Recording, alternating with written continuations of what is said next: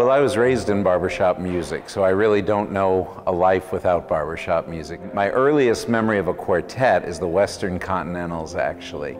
My parents hosted them when they were in town for a show or a convention, and I remember my brother Rob and me, just listening to their albums every day, and I had to have only been about 4 or 5 years old. My stepfather, Gordon Mannion, was the charter director of what is now the Ambassadors of Harmony. And my dad also directed the Ambassadors of Harmony, but at that time the chorus was called the Daniel Boone Chorus. So both my dad and stepdad were past directors of the chorus. I joined the chorus when I was 11 years old.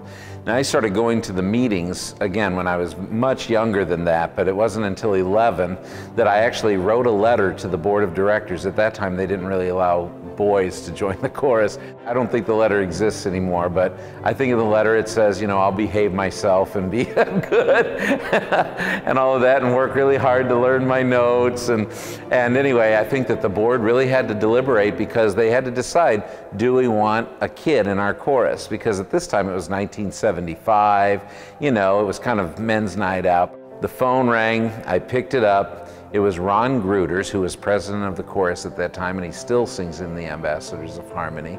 And he said that they had talked about it and voted, and that I was a member of the chorus. We didn't do auditions at that time, you just were in or not.